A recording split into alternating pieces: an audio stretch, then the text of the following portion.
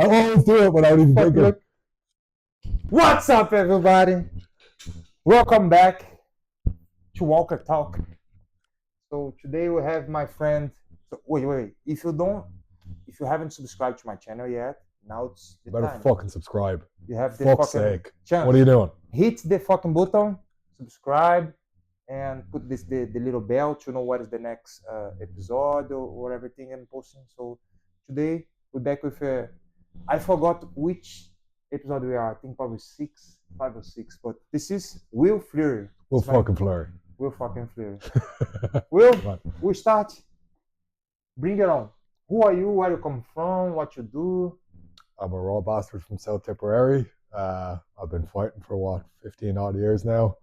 And yeah, fucking, what have I done? Been around. Been with fucking the UFC in Africa, Bellator, PFL. Did the $1 million tournament, got caught juicing during that, and then signed with Octagon and smashed 2 lads, and now I'm getting an Octagon title shot against Carlos Vermola. Yeah, Will's getting a title shot against Carlos Vermola on the Octagon organization. When is that? That's December 29th, so 7 weeks. December 29th. So you're excited? I'm excited to watch that fight. Yeah, no, I'm obviously pumped. Like, it's class. It's a huge opportunity. He's a big name over there. Like, yeah. And it's time to make yourself on top of him. Yeah, well, I'm gonna. Guys like this cannot fight forever, no? And right, he's coming to the end, but also even in the middle of his career, man. I watched a lot of his fights recently. I would have fucking smashed that guy 10 years ago. Honestly, like, look, we trained together a while ago, and even back then I could fuck him up a little bit, but he was a lot bigger physically than me. So I used to be like 85, 86 kilos. Back then, he was able to just like get in, take me down, fuck me up on the ground a little bit. Since I got any bit of size, like even when I became like a proper middleweight, I feel like I would have fucked him. You know. I think I trained. I think I trained with him in London shootable. Yeah. Was him, Michael Venom Page, the guy that had no teeth here. Shipman, and another guy. So I went there, bro. It was fucking crazy. I fought him first, sparring, right? Vermola. Just trying to take me down and fucking Western, and then the Shipman come, and then and then I caught him with this was my first fight UFC. Before your first fight? Yeah. Fuck. He caught me he clinched my knee in the face. He cut my nose. He almost broke my nose, the Shipman, because I dropped him with I think a tip. Right. And then I dropped him, and his coach there, he said, just, come on, I'm gonna let this guy come doing this to you. And he just went crazy, and he hit me in the knee like 2 weeks or 3 weeks before my fight. This was just a little cut, but usually when I went there to sparring, I went with everyone, blah, blah, blah, yeah. blah. And then the last one is the best. Yeah. Fucking so it's it's like going through levels, like, yeah. But and then you meet the boss at the end, first, you know? And then Venom, the Michael comment, I was just like, okay, let's go. And he just like, you know. It's the same with everybody though. Like, look, if you're not one of their guys, you're going there to get the shit kicked out of you. Yeah, but it was really good because, you know, I test myself and I get a lot of good training and experience. But you can. Today I don't need to do that. You know, on the beginning maybe it's good, but it's not very smart. But it's good for the mind. I took some positives and learning from that, you know, and it's kind of like fight night, bro. You fight 3-4 guys and round different guy, you know. Well, look, I was there for like a year, a little bit over a year, and I remember I used to get off the tube. So if you're there for a year, they didn't consider you part of the team. I know, I kind of was at that stage. Yeah. On the end, yeah. For the last like 6 months. No, for the first 6 months, you're just like some piece of meat to them that's gonna get used, and like, yeah, you're gonna spar him. And this was the thing, though. Even at the end, I didn't know which days I was gonna spar. So like, you'd get off the train, and like you'd have your sessions. You'd be going to like a jiu-jitsu session or a wrestling session. But at the end of that session, Alexis might come over and just be like, Will, in the cage. You could just end up throwing. So you could have done like fucking, 10 rounds jiu-jitsu, you're fucked. Sparring. Yeah, and then it's like, Will, come here, sparring. And in a way, okay, it's shit. But in another way, it's fucking very good for you mentally. Because you're just like, okay, whatever. I'm just going to deal with it. Mentally is always good. No, physically.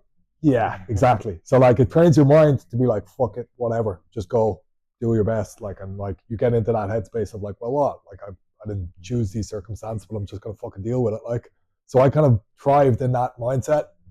But at the same time, man, for your body, like there was a lot of times like I was already exhausted and you're going in sparring because you were fresh and you're getting injured like a lot. And you're like, because the spars are like a fight basically. And it's not like your technique's going to be shitty because you're not fresh as well sometimes and you just fight with pure fucking heart.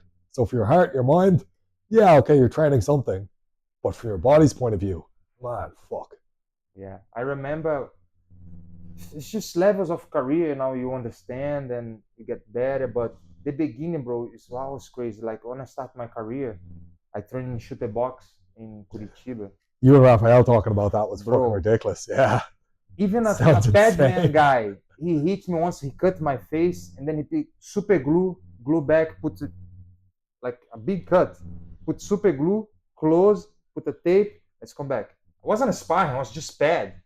And then the other I'm gonna do sparring. Knee on the face without knee pad, elbow, just like why? Yeah, but it's like Make me tough, but I pay a big price for that, you know? all right, but like if tough is your first fucking option, you're fucked. You know what I mean? I mean, you look at all these cunts who are tough. No amazing fighter anybody ever talks about being tough. It's like we are fighter. You're gonna show up to fight anyway. We don't need to test our toughness. Right. We need to improve, get better, get quick, drill. Skills. Man. Skills. Being slick. Like nobody knows. If I get punched, I'm not gonna turn away. If I get punched, I'm gonna keep fighting. Like every fight, everybody already know. Like today, you just can win me if you knock me out or submit me. I'm never gonna turn away a fight. Even if I get punched, I'm gonna fucking keep coming forward, you know? But even like, all right, look at every fucking So we don't need to train our toughness. Yeah. Well, like, if you are, you're a fucking idiot. If you're training toughness at this point in your career, something's seriously wrong. Like, fucking Floyd Mayweather, Anderson Silva, fucking, I don't know, look at Adesanya. Anybody you consider, like, fucking great as a fighter, you never talk about them being tough. Because tough is always option fucking B. And if tough is your first fucking thing you go to, you're an idiot. Like, have your skills, have your game, have your whatever. If all of those things aren't working, yeah, you got to be fucking tough. But if you don't have all the other shit first, you're fucked. So we are already tough, and we just need to work in our skills. Well, if you're not fucking tough, you didn't get here in the first place. Like. Yeah, you choose another job. But a lot of cunts, man, and I like, even fucking... But this is a fight mentality. You need to go hard. You need to be tough. Like many fighters, 95% of the fight, they always think a little bit, let's go a little bit hard. But the only one that I believe, and I think go a little bit high on the rankings, get championships and stuff like that, is the toughers that are smart on training, because they get less damage, get less knockdown training, they improve the technique and the skills, they do more drills.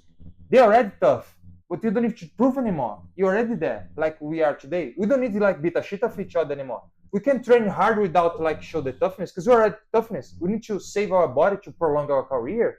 But even like, say, take Justin Gaethje as an example, right? He's a guy that everyone would like, oh, he's just tough as nails. He comes forward, he eats punches all the time, all this shit. Look at how technical a lot of the shit he's doing is. Look at the work he does with Trevor Whitman, how big of a difference it makes. If he didn't do this shit when he got into the UFC, he would have been fucked. You know what I mean? Yeah. He wouldn't have had like, because he's a legit fucking fighter, man. Look at what he did to your man Fiziev. Fucking beautiful. And like, he had to show toughness in that fight because it didn't all go his way because Fiziev is high level. So it's like, yeah, you have to have that behind you. But if that's your fucking first thing, you're fucked. Yeah. And like, you need to be tough, but it's not your first option. And all that guy has done is train technique for the last couple of years. And like his whole game was like, I'm going to go in, I'm going to get hit in the face, I'm going to come keep moving forward. It's like, yeah, he still does that a little bit, but it's very technical now as well. Yeah. You know, so no fighter who gets to anywhere high ever talks about or like ever looks to be tough first. It's fucking technique first. I want to knock the cunt out clean every time. You know what I mean? I want to touch and not get touched. Yeah. And if I'm looking to like get in a war, all these guys who are like, oh, I want to fight at a night bone, like, I understand you want the fucking bonus, but I don't want to get fucking touched. Yeah. As in, if you're hitting me at all, I'm fucking up very something. Selfish on the fight game now, because one punch can change the like, we're too fucking big, 4-ounce glove, cunts our size. Anybody touches you, ooh, it's going to be a fucking serious consequence, like. Yeah. You know what I mean? Even like a little flick, like, even like sometimes, you know, when I miss that backhand, the shit I was showing yesterday, I'm just like flicking over. Like I wobble people with that shit, like. Yeah, so let's talk about a little bit about your fight. Go ahead. So you're gonna fight. His guy is a big name. Yeah. In Republic Czech. He's kind of like their version of Conor. He's a Czech guy, right? Yeah. So he's very well known there, and kind of octagon like him. I'm They try amazed. to protect him a little bit against you. Yeah, I'm amazed I finally got this fight, but to be honest. make happen, you know. And it's happening now. So, what's your thoughts on him? And like, look, him as a person, we actually trained together 10 years ago. He fucked up my ankle. We were sparring one day. He caught me with an overhand, and just like I hopped over, like he caught me with an overhand. He went in on a single leg, and he tried to like sweep the leg. I jumped over it, and then when I landed, my ankle like crunched under. And it's the ankle that's still fucked. So that bad ankle that I have that I always tape up, that's because of him. But like, to be honest, that day he was a complete dickhead. He just fucking walked around outside the gate, like, you know, didn't say shit to me. And then like eventually a couple of lads came in and they basically like pulled me out of the cage and he went back and sparred somebody else. Never came over and was like, oh yeah, and he fucking, what's up, you alright? Yeah. Saw him a couple of weeks later, never said shit to me. Is time coming? Well, this is it. Like, you know, I was an 86 kilo fucking young lad back then, being like, oh, I'm making my job in fucking London. I moved over there to work, to do whatever. To them, I was just some fucking paddy that they could throw around like a fucking piece of meat. It's like, okay, now the shoe's on the other foot, you can't. The universe always turning around. Yeah. And I feel that energy. It's just like, okay, man, I'm going to fucking show you what that felt like. You know, and like, he didn't beat the fuck out of me. I'm going to beat the fuck out of him a lot worse than he did that day. So like, the biggest thing I can see though is like, as a fighter, the guy's tough. He's clearly fucking like, he's won a lot. He's done well in his career. Like, you know, he's built a lot of experience and a lot of fights. And he's built a legit legacy for himself over there, and the fans over there respect the fucking. He shows up and he fights too. And in fairness, he took this fucking fight, even though it's definitely not in his best interest to do it. So I respect that. Like, he has balls. But man, the guy could have progressed. Like, he should have progressed a lot more as a fighter in the period of time he's had. Dude's 39 years old, yeah? He has fuck all of a skill set. Half guard top, pound you. Hopefully get a head and arm choke. That's his whole game. And like, on the feet, he really doesn't look to create angles or fucking good movement. He just runs at you. Runs at you, tries to get to the hips, tries to fucking lift you, take you down. It's all power-based shit. And it's like, okay, what happens when a guy's technically defending this? What happens when I'm creating range, letting you fall into that space and pinging you clean on the fucking chin? So like, game plan, it's actually really fucking simple. Make space, let him fall. Don't tell him. Don't tell him. No, like fucking. You know what's coming for him, right? Try and fucking stop me, you cunt. Let him fall into space and keep cracking him on the chin. And if he's still standing, just keep fucking doing it until he goes down. Then a couple of hammer fists. Enjoy the night afterwards. All right, I'm excited for the fight. When is the fight? 29th of December. So 29th December. Yeah, almost the next year, right? Yeah, I'm gonna be cutting weight over Christmas, which is gonna be a bad one. Like, but fuck it. Nah, like, look, it's class in a way. Like, I'll fight in January 18, so you'll be 3 weeks out. Christmas is gonna be no very like. You'll still have a dinner though, like. Yeah, but. Fuck it. No, like. After the fight, I feel fight that doesn't have Christmas, doesn't have birthday, doesn't have holiday. You cannot have a special occasion. Like, you have to commit your career, your fight, and your diet and everything. You know. So my holidays, my birthdays, and my Christmas parties is always after a fight. But like, right, I always look at it this way: compare the high of Christmas to the high of winning a fight. Like, Christmas, yeah, it's nice, great, but like the buzz of winning a fight. Oh fuck! Yeah, that's a drug. It's life-changing. You know, so it's like, oh, do you want to forgo this? Like, day. So that's what I'm telling you. Like, Christmas and holidays and special dates make no much sense for a professional fight that is really committed with your career. But in a way, like, it seems there's like no weekends. There's no Sunday, Saturdays. All training, diet, and resting. Look after yourself and good nutrition. But people say this shit like you're missing out on something, and I'm like, I don't feel like I am. Honestly, it's weird. Like, I know it's kind of fucked up to, like, you know, I haven't. It's just a commitment, you know, even your career. I haven't fucking gone, like, say, fucking friends' birthdays. It's a lifestyle. I don't go to any of that shit. It's a great lifestyle, but it's also like, overall, man, I fucking love like living this life. Me too. So I don't feel like I'm missing out on any other shit, if you know what I mean. And even I've been there. I've been when I was younger. I drink a little bit. I went to nightclubs, and today I just see people doing like I just like. No, add nothing to my life, you know. I'd rather stay home with my family, make a nice dinner, or go with a friend, make a barbecue. Like, you get more mature, you know, when you get to the level that we are today. We just want to build your legacy, your business, a sustainable life, you know, and be healthy. It's what I think. And a lifestyle, like, as a professional fighter, met completely 100% with this deal, you know. What age were you when you left Brazil? I think I was 24. Okay, so you weren't young. So you've been in Brazil for a good while, like. Yeah. So you had like your party years in Brazil then, yeah. Yeah, my parents, my mom in Brazil, my dad, my sister. Just my brother followed me after. I left Brazil, I went to Scotland, and then I make Why some Scotland? fights. Just a guy You're from mad cunt. Scotland asked my coach to be a head coach there. And so my head coach back in the day said, okay, but can you sponsor one of my fights? Can I bring him? I said, yeah. Then I get to Scotland, and then they offer me a salary for £1,200. Was really good. A week? No, a month. Okay, all right. I didn't speak English At all? no. Fucking hell. And then he offered me a place to sleep and food. He have a food company. Bro, What city was this or what town? Aberdeen. Fuck, Then that's north. That's like proper. Very cold. No money, no English, no nothing. Then I went there. Okay, I don't even know what I'm doing, but I'm going, you know. And then my coach booked a lot of fights and I start training. After the first month, the guy cut the money for more than a half. Like he just gave me like 600 or 400 pounds. And then he said that I eat too much. I was just training 2-3 times a day, you know. He said I eat too much. He cut the food for the half as well. And then I got pissed, like, bro, how can I train? This guy, like, he didn't accomplish his work already. I get pissed, then I just don't want to train in this gym anymore. And we just get out. And then I have no place to sleep. My coach was having some private student. And his private student have a flat. He let us stay there. And then we start to have, like, doing private class. Like, we didn't have a work visa, so we should not be doing that. But we have to survive, you know? Yeah. And then we book fights, 3 fights, just for resume. In Scotland or? Yeah, around. I fought the guy in London, UC MMA. Oh, Stuart Austin. Yeah, I fought. Yeah. I have Austin. Then I fought a guy 1 month later in Southampton. A Polish guy. He 118 kilo. 118 kilo. Yeah. Heavyweight. But they booked me a light heavyweight. And you showed up and he was 180 fucking kilo. Yeah. Fuck. The owner of the event was a Polish guy. 25 he made a little kilos. trap for me.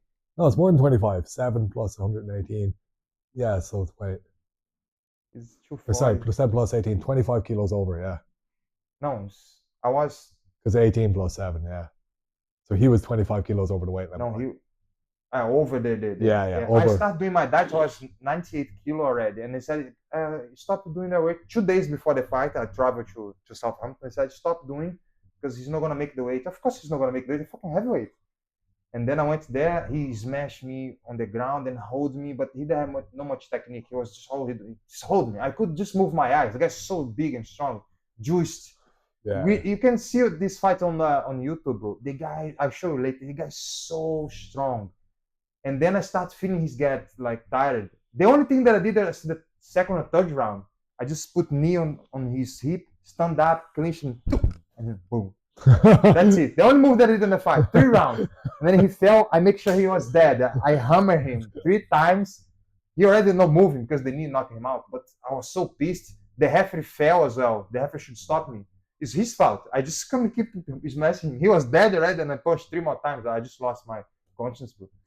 And then the guy was breathing oxygen for like a few minutes, and then boom, normal. It's normal. Yeah. No, nothing on his face, no scratch. The guy was so juicy, so strong, like a mutant. And I beat him. So I beat. I look forward to seeing this now. I beat this guy was Austin. Then I beat this heavyweight guy, and 1 week later, I fought in Belgium a title shot as well, and I beat a guy there. First time I make money, I make like 4,000 euro. Then I was like, so from Aberdeen, I make a lot of fights. I have to make money for food, energy, and gas, right? Right. I always have money for 2. I always pick food or gas or food or energy, you know, because it's so cold, bro. And then I pick so many fights to make money. Yeah, because Scotland as well, it's not the sort of place you want to be without fucking heat. And then I beat all these 3 guys. I make 3 fights in 1 month and a half. 3 fights, 1 month and a half. One that from heavyweight to light heavyweight was 1 week. I fought this week. Next week I went to Belgium and fought again. What year was that? 2018. Fuck, it's not that long ago. No. So when you came here, you were only over like 2 years.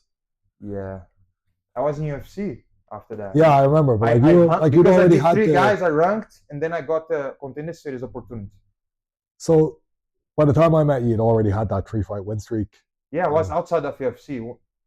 Before that, no, you were in the UFC, boy. Like when I met you first in 2019, I you was had in already, UFC. yeah, you dislocated the shoulder Yeah. after the last celebration, and you were coming back from the dislocation. Yeah. So that was the first time we were training together in Tallaght. Do you remember? It was like after these 3 fights. Yeah. And then I fought Corey Anderson. I fought my first fight after these 3. I get the contract in UFC, contender series. Then I fought Carlinho round 3, just like that. Yeah. So sorry, you'd already fought Krushinov. Then I knee him and dislocate my shoulder. Yeah. Too many fights, no look after myself. So I didn't have the experience. It was after that fight that I met you. Yeah. You were And then I coming had my back. surgery. I went to Russia. My surgery, I went to Thailand. I live in Thailand. So where were you when you got signed? Like where were you living when you got signed to the UFC? In Southampton. So you moved to Southampton after? Yeah. And then hold on. All right, go on. So how, like, you were in Glasgow, you were, or sorry, not Glasgow, Aberdeen. And you were fucking doing all these fights. Southampton because a drug dealer, one of the event, the Polish guy started sponsoring me. So I had free, a little, like he did like 200 a week for me. And plus he have a supplement shop and fight gear shop. He gave me as well. So I moved there because he's gonna support me. After I beat a legend. The guys were so juicy. He get so impressed with me. I want to sponsor this guy. And then I moved to Southampton. And then it's weather better down there anyway. Yeah. After I beat everybody, these 3 guys, I was in Southampton. Then I signed with UFC, contender series. Nice. I beat the guy in contender series. And then for my first fight in UFC against Carlinho round 3, I make my company training in Thailand, the AKA. So you went over to Thailand before that. And then I went to come back a little bit to Southampton, whatever. And then I have a fight in Brazil. And that was the first time you were in Thailand, obviously, was it? Yeah. Fuck, so you had some couple of years then, like. So life got crazy very quickly then. Yeah. Cool. And then I Circo, and after that I have my surgery, come back to Thailand to recover. And then so you were living like, so for those first 3 fights you were living mostly. They booked Scotty Anderson for me. I went to first time I met, I went to here before the Corey Anderson fight. Yeah, I remember. And then we give a little training, but then I picked to go to Russia, where my brother is now. Yeah. With his coach. I trained there. Had you not been there before that, no? No. First time in Russia. Fuck. I make something against Corey Anderson, but I lost. And then... You were in TriStar then? Yeah. Yeah. I fought Nikita Krylov. I moved to... Montreal. I make my company training in Montreal. And then I lost again. What was Montreal like? It's really good. Firas was really good coach, really good technique, and I was good, but I was beginning of a career as well. And I fought with Krylov. I was fight week. I was training twice every day, and losing weight. So I fought him over training. Were they not kind of like pulling you back? Was nobody saying like, "Here, man"? No, but the guys was with me. I was the first fight in UFC for them as well. They don't know like high performance, like nutrition stuff. But what about Faraz? Was he not like just chill out this week? He just arrived on the Thursday. Fuck. So. Yeah.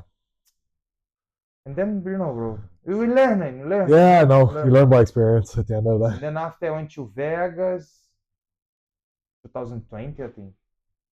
And then I fought. You came back here like mid 2020, like after COVID. I come here to do the fight against the black guy, Ryan Spann. Then I did the company training here. Yeah. My first company training here. Then I spent. But you've kind of been here mostly since then. After that, I spent the locking down in Vegas 3 months. Yeah. Because it was shit here. COVID shit, and then I moved here. So it was what, September 2020? Yeah. Because I remember the summer of 2020, you were here for like a couple of weeks. Because you were there for like a month, 2 months in 2019. And then you'd gone, and then you fought like Corey Anderson a couple of months after that, like November 2019, I think. And then you were gone for a good while. Company in Russia. Yeah. And then I come back after Ryan Spann and stay here since Ryan Spann, 2020. Yeah. So 4 years in Ireland. That Ryan Spann fight was fucking crazy as well. Ryan Spann. The fight you had. Because it was like, boom, and I was like, oh shit, he's gone. And then I was like, oh, he's back. And then boom. I was like, It was fucking a little bit crazy. Not much technique. I really want to fight and beat him. And I really was much technique. That was the ugly, brave guy. Yeah. I just show toughness, and I just keep fighting. That's it. Okay, And this is life, bro. And you keep moving forward. So you've been in Ireland since 2020, basically. Yeah, 4 years here. How have you found living in Ireland? It's really good. John's the best coach technical that I've been working with, My game really evolved. My ground game, my walls game, the takedowns, the position on the floor, I get really smart every time. You follow a little bit my development. Yeah, big time. I look like you're top when I arrived and when I'm here now today, I know what I'm doing now. Like one thing I've noticed definitely. We learn with each other and we improve. I see a lot of your improvement as well. Your attitude, like number one, when we started training, and both of us, it was like, go for it. Was the whole thing. It was like, oh, if I can beat you, I'm gonna beat you, Of course. So like it was always like, I'm gonna fucking smash you, I'm gonna do everything I can to win. And now it's like, I give less of a shit about this. It's like if I can pull off the movement nice and smooth, if we can just play, learn something today, it's way better. Because even like, look, we guess less injuries as well. Less injuries, but you also fucking develop your brain. Yeah. So like, I know better what I'm doing. Like the training we did today. Yeah. Like so good because I was developing every time repetition, right? Boom, boom, boom, boom, boom, boom. Every time I see my head position, my hand. The next time, my head position, my hand, my hips. The next time, my head position, my hand, my hips, and now I go this way. Then, when finish the training, like it was perfect. But even like we're in the middle of the thing, and it's like, oh, just do this. It's like, oh yeah, fuck, I can go here. And then like you're pointing shit out to me, and I'm like, oh yeah, why don't I just go ah? And like all of a sudden now you got a feel for it, you got a flow for the fucking thing. You've actually like your brain's working.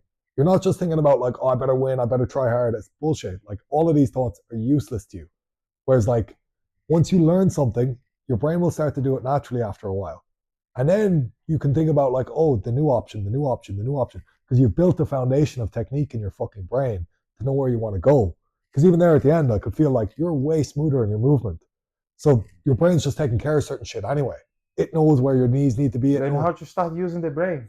It's the biggest, just the hand. It's the fucking biggest weapon you have in a fight. You know what I mean? Like you look at some fat plumber looking cunt. Like, actually, here's a good one. In London Shoot one day, there was a young kid, Pavel. I say young kid, he was fucking actually older than me back then. But he was a heavyweight Moldovan lad. Okay, my bad. I always do it without even thinking. Sorry guys, we can put some pictures or was it missing me completely? Or? Yeah, we have at least the audio. It's okay. We put some Sorry boys, but we're gonna put a picture there or something. What was I shouting on about? I completely forgot what I was talking about. The monetized thing, I said you don't swear. Yeah, okay. So I'll try to swear less. But it is Will fucking Fleury. What are you expecting? Come on, man. No, we were kind of talking about like the technique and like your brain builds on levels. Yeah. And like it's the foundation. And basically, if you're not fucking building that foundation all the time of like, okay, I know this. On top of that, I know this. On top of that, I know this. Oh, and I was talking, good fucking story about London. And like, there was one day, London Shoot, fucking huge guy comes in. He's like, looks like bodybuilder. He's like 6'3", 6'4", animal, like jacked as fuck. I was maybe, 87, 88 kilos at this stage. And this lad was like 97, 98 kilo. Big, black guy, fucking ripped. Looked like something you'd see out of a movie. Like, and they were like, well, you're going to inspire him. And oh shit. And I was like, oh man, fuck this. And literally, as soon as I was moving, I was just like, boom, boom. And I could catch him. And I was like, whoa, man, this guy's shit. And I beat the fuck out of the guy, basically, right? 2 days after this, they were like, Will, come over. And they had this Moldovan guy, Pavel. I forget his surname. I used to know it. Trophy. Pavel Trophy, right? And he looked like a kid. Now, he was actually older than me, but he like really young-looking face, a little bit chubby, a little bit of a belly. Kind of looked like, a plumber or something. And I got in the cage, and I was kind of like, nice one, easy one today, like, And like, we start moving, and he was just so relaxed, and he just looked like nothing. And I like jabbed him, and he kind of moved a little. I went to jab him again, he moved a little, and he just boom. And I was like, and like, he didn't spark me out, but it was like I was buzzed. And he runs across the cage, lifts me up, bang, and then catches me in like an Aoki lock straight, like, or just like kind of a straight away, and like proper bucks my knee. And it was within like 15 seconds. I was like, if you put those two guys standing next to each other and said, which guy do you want to fight? You'd always choose the guy who looks like the plumber. And he was the dude who kicked the shit out of me. I was like, yeah, because his brain knows how to fucking fight, man. And it's like, that's the biggest weapon you have in any fucking situation. You know, so like the physical thing we focus on a lot. Like, it's like, oh, you have to be in good shape. Oh, you have to be in good condition. But actually, man, if your brain can fucking do all that shit and you have the skill set there, doesn't matter how fucking physically in shape you are, you can still fucking fight. Yeah. Okay, you need to be relatively decent. You need to be able to move the right way and do all that shit. Once you can do that, it's all the technique you can apply. Yeah. And obviously, for a high-level fight, you got to be well-conditioned. As well. But in a fucking long-term sense, if you're focused on being a better athlete, there's a limit to that. If you're focused on gaining skills, that'll keep going up. And for the last like 4 years, I feel like I've got that. Where it's like, oh, I know if I keep increasing my skill set, kind of like, what's the fucking limit here? Sky's the limit. Like, I don't know where the fuck it will stop. And that's like, even like, mad one, but I kind of feel like the more I learn, the more I'm like, oh fuck, I want to learn that, I want to learn that, I want to learn that. It opens doors. It's like, you see the new thing that it's like, shit, I don't fully feel like I get that thing, but I want to find out about it. So it's not like, oh, I want to train the same shit, oh, my double leg against the wall or any of this shit. No, it's like, no. I know about those things and I already have them. And when I'm like looking at new movements, it's like I'm kind of repeating some of the same shit again. You know what I mean? Like by drilling like that half guard position we were today, you understand how the knees move and how the body moves and how to like connect and put weight places. The same fucking concepts apply on the fence. If you get that, you also kind of understand that. So it's like we're just discovering the same shit in a different position. And you see how everything chains together. But it's like, even with that, you understand how much you don't know. And you're curious to fucking find out about it. So it creates that level of like, ooh, let's look at that thing. Let's look at that thing. And like, I listened to a really fucking good podcast years ago with Johnny Wilkinson. And he was talking about like the attitude of like playing a video game. Where it's like, you're not even looking to be good at playing a video game when you play, you just fuck around. But it's like, there's new things, there's new challenges. It doesn't like, a good video game won't become boring. And that's what you have to treat this shit like. It's like a good video game where you're just fucking around. You have to level up anyway. But you're just playing it relax. Like, exactly. And you're only doing it for the fun of doing it. It's not like, oh, I have to be really good at this. Because that attitude starts to make you too fucking, you want it too much. Yeah. And it stops you from actually learning and flowing and feeling and like playing with the thing. When you're playful, you discover shit. When you're looking to be like, oh, I'm really good, you actually don't discover as much. And you stop your brain from like getting it really. Get out of your own way. Just relax, have a bit of fun, mess with it, thing. Because even like a lot of the time, we're talking to each other a lot, right? And it's good because you're like, hey, you can move your leg that way or you can do this. And yeah, but the real learning is like when we're just moving. Yeah. And it's like just boom, boom, there's a feeling. Yeah. You're getting your brain's just doing it. Like, and you're like, even like the other part of your brain that's going to do it on the night, that's the part that's taking over now. I have 2 questions now. We can wrap up. All right. For you. What's Will's goals in life? What you want to be, what you want to represent? What's the deal? Like, look, Will? I'm 35 years old, yeah? So, like, I don't have kids. I don't have a missus. I don't have a family or any of that shit. I haven't built much for my life. But I've been dedicating the last couple of years to creating those kind of like, whoa, fuck moments in my own life. Where it's like, whoa, shit, that was fucking crazy. So, like, you know, I knocked out that guy Langer in the stadium with like 35 or maybe about 40,000 people were there. It was like 60,000 overall, but I was really good. It's cool, yeah, it was good. You guys felt like, yeah, it was nice. But even like, I did that and it felt really casual at the time. And then I was like, I watched the footage and I was like, whoa, fuck. Yeah. But like, when I saw that footage, it gave me that like, woo, the hairs in the back of my neck were standing up feeling. I was like, yeah, that was me. I'm the guy who fucking did that, right? I think it's kind of creating those moments is the goal of the next 5 years. Creating as many of those moments. Nice highlights. Yeah, but like, you know, just those like, whoa, fuck, it's amazing to be like, you know, you feel incredibly alive. You're like fucking, it's the drug you'll never get anywhere else feeling. And I've got the skill set to go and fuck people up and do that thing. So it's like, my next 5 years are about doing as much of that as possible. And like, look, obviously I want to be financially secure at the end of all of that. Like that's an important part. Yeah, right. But honestly, important live in a society that's built for money, you know? Yeah. So you have to like, but this isn't the thing I'm chasing. So like, okay. This is what my next question is as well. Okay. You can wrap up both together. What advice you have for young fighters? Because most of our audience is gonna be fighters, young guys that don't have experience. I'm trying to always like give some for them because sometimes we get here without a mentor, without a guy that's gonna teach you how to do it. We learn ourselves with our own mistakes. So teach them some.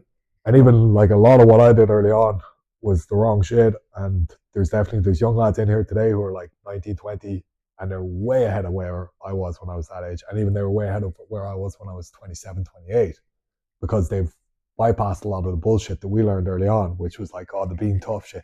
They're just being technical fairly early on in their careers. And it's like, great, this is the way to do it. The evolution of the sport, if you follow, you're going to get advantage. Yeah. But I suppose, look, if I'm going back to like my next 5 years and whatever, it's those holy fuck moments. And hopefully as a byproduct of that, financial security, hopefully fucking meet a girl and settle down and do all that shit and maybe have a family eventually. But the main goal for me now is the holy fuck thing. And it's a weird one, but like this is the way I've sold it to myself. It's like, if I create enough of those and if I'm chasing that with the right passion, all the other shit falls into place. Bring together. So like, I'm not chasing. Like, honestly, I'm not thinking about money on a daily basis. But I know that if I keep doing the shit that I want to do, it's going to come. Oh, fuck. You can't not get paid. It's what I'm reading a book now called The Secret. It's about the manifest stuff. Yeah. I've heard a lot of it, but I haven't actually. I've read like excerpts of it. I've never read the whole thing, actually. I almost finished the book, and it's how the universe works, You have to do the manifestation, and you have to manifest and start speaking to what you want to do, what you want to be. But what's really connecting and start works is when you feel. You have to speak, but you have to feel like emotion, because but that's I want to be champion, but you living like a champion. You feel like you are a champion. No, so I have to live like a champion. I have to dress like a champion. I have to train like a champion. I am the champ. Living like a champion. And you're just gonna become champion. Yeah, your behavior dictates what happens. You have to behave, and you have to the feelings, the emotion that you feel. You really have to make you believe, because when you think and you believe in that you're thinking, it's gonna become reality. It's gonna attract all of the champion things you have. I have money, car, flights, wife, house, like business, and what the champions have is gonna come because I'm living like a champion. You have to really feel what you want to do. Because I think a lot of people. Because if you just say and you don't feel, it doesn't work. A lot of people are like, oh, you just have to say it. You have to keep saying it. It's like, well, hold on. If you say it and you don't fucking believe it, and feel it, and you know it, right? I feel like a fucking champ. I don't. But like, if you're saying it and you're not acting upon that, so if you keep going like, oh, I'm going to be the best, I'm going to be whatever. What are you doing to be the best today? What allows you to believe that? You don't fucking believe it because you didn't do anything about it, mate. You just talk shit about being the best. Show up and fucking do something. I know certain guys that's out. Oh, she literally just fucking listen to shows, walk for half an hour about it. Right? He's beat somebody. He whooped your ass, my ass, everybody ass. In his fucking dream, But it's like, look, maybe in a way, if he starts to act on that, he starts to fucking show up and train. He's doing the first writing, speaking. But he's not believing because he's not doing that. He doesn't have any evidence. You're never going to do that. Fuck you, Cheryl. But you need to start training first, like make the actions become reality. But anyway, look, like a young fighter, my advice to them would be your brain is your best weapon. So train your brain as much as you can. And like mindset shit does come into that. Like there is the like thing of like not toughness per se, but resilience and this like stoicness of like I can control what I can control, and there are things outside of my control that I have to accept, and I have to be at peace with those, and in a way embracing chaos. So that's what I feel like I've gotten quite good at in the last couple of years of like, hey, I'm in charge of these things. These are the things I'm like, I know what I can eat, I know what I can do in training, I know how I can like move when I'm fighting in the cage. I can't control like how well how well the promotion that I deal with promotes me, what fights I'm going to get, who my opponent's going to be, all that type of shit. But I can control how well I prepare for all of these things. And within that, my mind is quite satisfied of like, yeah, cool. Whatever comes, I deal with. And I act in the way like, don't have control of all of that shit. But I do know that when it comes my way, I can control the things that fucking matter. And then see this thing, I found myself on the holy fuck moment. So it's like, when you get given that opportunity, now it's about finding the way to create the holy fuck moment. you know? Where it's like, boom, it's like, yes, I am that guy. And I've just shown you all I'm that guy. So like, once it gets like, oh, it's this guy, that date, cool. How do I do that thing? And it's like, I know that what I eat, what I fucking do, who I train with, all of this shit really matters for that. But it's like, I'm in total control of all of those. But I don't worry about like, oh, am I going to get that fight? Am I going to get this fight? Am I going to... Like, I have a little bit of influence over some of that shit with the things I can say. But there are things that are totally outside of my control. Like, you know, oh, fucking... Like, the guy gets injured and he pulls out of the fight. It's like, there's no fight now. Okay, cool. It's frustrating. Like, yeah, that sucks. But at the end of the day, man, you're going to get your chance eventually, and there's going to be that holy fuck moment sometime. So, like, focus, like, understand what you can and can't control, and focus on, like, your own brain and, like, increasing your skills within yourself. So, like, even, like, from a point of view of, like, you're confident. People go on about, like, dealing with anxiety and shit like this. I'm like, yeah, you're a young lad. Like, you know, like, a lot of the fucking younger guys in here, they're asking me about, like, oh, did you get anxiety when you were younger? And I was like, yeah, of course I did. I was younger. I didn't have a fucking clue what life was about. I didn't know the world. Like, I've been alive for long enough now that I'm kind of like, yeah, I just get how shit works a little bit better. But it is like, okay, ask yourself what, like, that fucking feeling is. Why am I anxious? Why do I feel like this? And it's like, explore it and try to find the answer. And, like, it's the same with fighting. It's like, why am I nervous about this fight? Okay, like, oh, he's got a good overhand. Okay, how am I going to deal with the overhand? Oh, he's got, like, really good takedowns, or, like, he's amazing at attacking single legs. Okay, cool. How am I going to deal with that thing? Am I going to prevent it from happening? How am I going to prevent it from happening? If he gets in deep, how am I going to deal with that? Once you can answer those questions, once your brain has an actual answer, now the like anxiety's I started gone. training with this Western coach for like 2 years. In the beginning, he just taking me down so easy, you know. And I'm 2 years training with him once a week. Sometimes I take holiday or go away, but training. But I still learn, you know. And now he can't take me down anymore. Like, well, look, I used to be able to get you down pretty easy. I can't get you now. Like, even your cage defense is so much better. So because now I know what I can do. I have an answer for every position that you put me in. Before I didn't have, like, I just want to hold, do power. Right now I'm more efficient, and I don't need to use power because power's like techniques always gonna beat power. Exactly, yeah. So when you go power, I just go here, and I go there. You know, I know where to go when you're in one position, and I'm always one step ahead.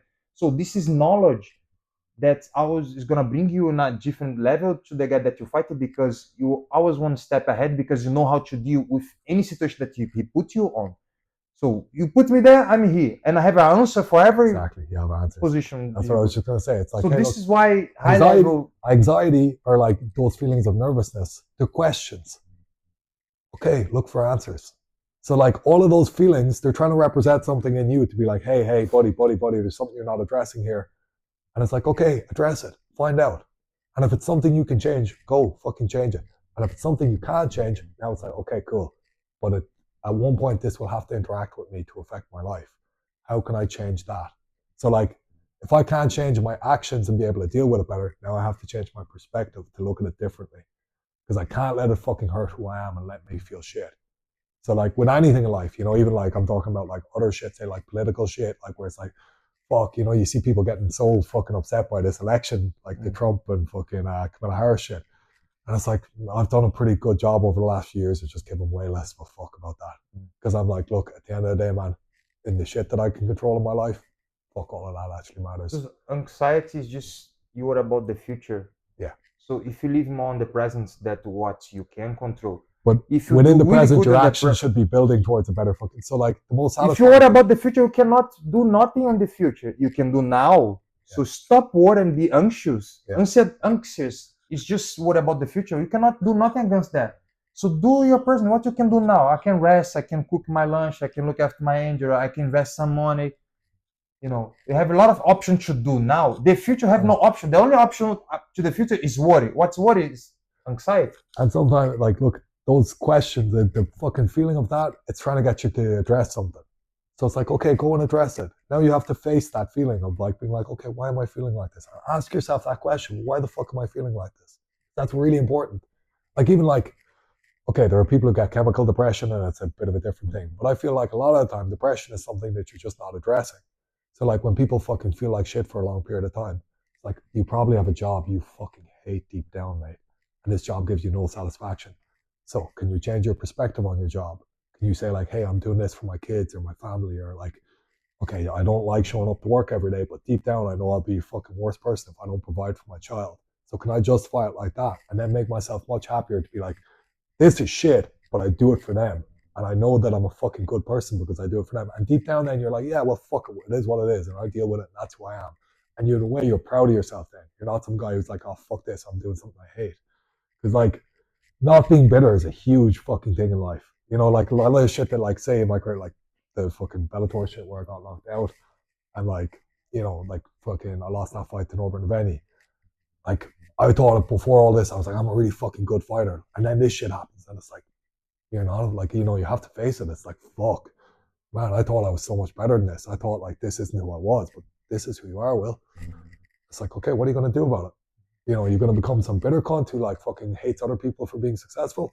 Or are you going to do your best to fucking be a damn good fighter? That's what the society needs today. Work on their problem, their development. Yeah. Not see somebody better than you, start like envy them, use them as But like it's like be bitter, be better. And it's like most of the time people find an excuse to be bitter because it's like, hey, I don't think I can be better. It's like you fucking you can. see somebody better, you use him can. as like an inspiration for yourself. You know, don't. But you see, most people, angry. and like this is where the belief comes into. It's so important. And like maybe this is programming as a kid or whatever. But it's like if you believe you can get better at something, you'll work hard to be better at it, and you'll fucking be relatively satisfied. Even if it's like athletes who know they could have done more, but they're kind of like comfortable where they got there, and they're like, fuck it, whatever. Those guys are still pretty supportive in general.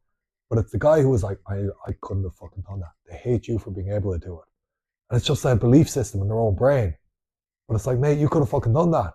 Like, there's nothing different about, like, you know, people talk about like talent or this shit. And it's like, okay, some people are physically more fucking adapt to doing certain things.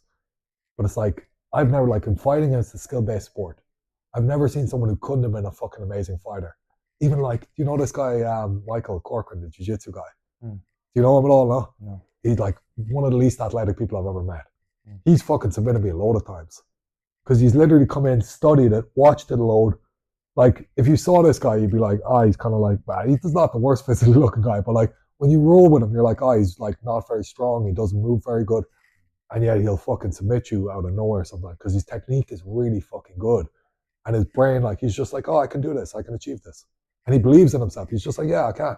And he will, like, he's fucked me a bunch of times. And I'm way bigger, way more physically adept than him. And the guy just like has a really good game to fuck you up. And it's like, it's his head. It's his belief system that does it. And it's like, there's always that.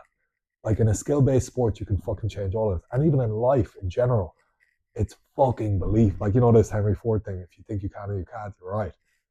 Man, that is so fucking true.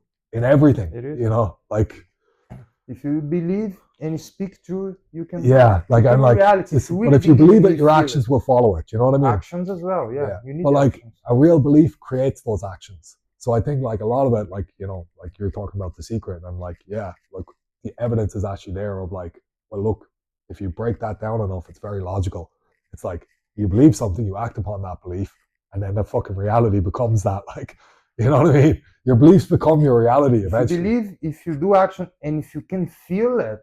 Yeah. But like that belief creates that fucking action, creates that feeling, creates that. It's a cycle now. It's like, oh shit. And then you start attracting the same frequency that you are believing and feeling, you know? Yeah. And then magic happens. Boom. So let's make some magic. So guys, thank you for watching us. I hope you guys enjoy. So don't forget to follow Will on his social medias, Will Fleury. Yeah, right? Will Fleury. Don't forget to catch his fight. It's December 29. Octagon. He's gonna bring this belt for us, and I'm very excited for this fight. Let's go smash it, and subscribe. Comment below what you guys think and what you guys want to see me interviewing next. And I hope you guys enjoy. Big hug. Thank you.